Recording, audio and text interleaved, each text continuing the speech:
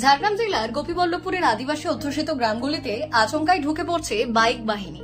জেলা প্রশাসনের নির্দেশেই চৈত্রের শুরু থেকে চলছে এমন প্রশাসনিক পরিদর্শন। বাংলার বাড়ি প্রকল্পের উপভোক্তাদের বাড়ি তৈরির কাজ কতটা এগিয়েছে কিংবা কেন শুরু করা যাচ্ছে না তার সরেজমিনে খতিয়ে দেখার কাজ চলছে। বাইক বাহিনীর নেতৃত্বে রয়েছেন স্বয়ং গোপীবল্লভপুরের ব্লক উন্নয়ন আধিকারিক।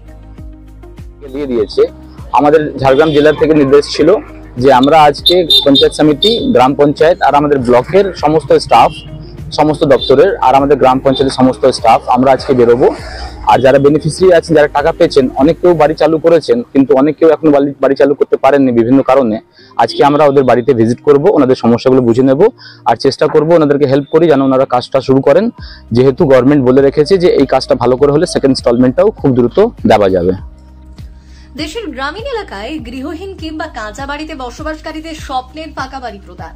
কেন্দ্রের প্রধানমন্ত্রী আবাস যোজনা এই রাজ্যে পরিচিত বাংলার বাড়ি প্রকল্প নামে নাম বদল ঘিরে জোর বিতর্কের মাঝে আচমকা বন্ধ হয়েছে কেন্দ্রীয় অনুদানও। আর রাজ্য প্রশাসন প্রকল্পের কাজ এগিয়ে মাস দুয়েক আগে প্রকল্পের উপভোক্তাদের ব্যাংক অ্যাকাউন্টে জমা পড়েছে প্রথম কিস্তির 60,000 করে টাকা। তবে টাকা ঢুকলেও ঝাড়গ্রাম জেলার বেশ কিছু ব্লকের গ্রামে শুরু হয়নি পাকা বাড়ি তৈরির কাজ। ঝাড়গ্রাম যদি জেলায় দেখি, আমরা 8টা ব্লকের মধ্যে গোপীবল্লভপুর আমরা খুব ভালো জায়গাতেই আছি।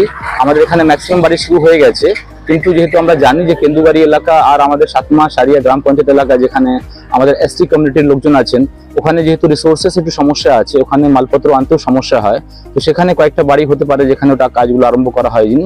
সেটাই আমরা চেষ্টা করবো আজকে গিয়ে সমস্যাগুলো দেখে নেব আর আমরা গ্রাম পঞ্চায়েত, পঞ্চায়েত সমিতি সবাই মিলে ওই সমস্যাগুলো সলভ করার চেষ্টা করবো। এলাকায় নির্মাণ কর্মীদের অভাব বাড়ি তৈরির প্রধান বাধা হিসেবে তুলে ধরেছেন উপভোক্তারা। সেই সমস্যা সমাধানের পথও বাতলেছেন সভাসদ বিডিও সাহেব। মূলত যেহেতু আমরা দেখলাম যে আমাদের ব্লকে এখন 2650টা ঘর আরম্ভ হয়ে গেছে, তো সব জায়গায় সমস্যা ফেস করছি যে মেশন মানে যারা মিস্ত্রি, সেটা একটু অভাব আছে। তো সেখানে আমরা মানুষকে বুঝিয়েছি যে যেখানে একটা জায়গায় বাড়ি তৈরি হচ্ছে সেখানে লোকের সাথে কথা বলে নিতে, ওইখানে যখনই কাজটা হয়ে যাচ্ছে তারপরে ওনাদের ওখানে এসে কাজ করবে। আর মূলত কাজ শুরু করতে গেলে আমাদেরকে মাটিগুলো খুঁড়তে হচ্ছে আর ম্যাটেরিয়ালগুলো নিতে হচ্ছে, তারপরে কাজটা আরম্ভ হচ্ছে। তো সেটাই আমরা চেষ্টা করছি যে মানুষকে বুঝিয়ে সেই কাজটা আরম্ভ করা যায়।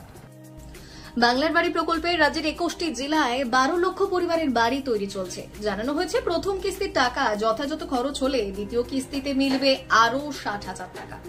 সাকুল্যে উপভোক্তাদের ব্যাংক অ্যাকাউন্টে মোট 1,20,000 করে টাকা ঢুকবে বাংলার বাড়ি প্রকল্পে।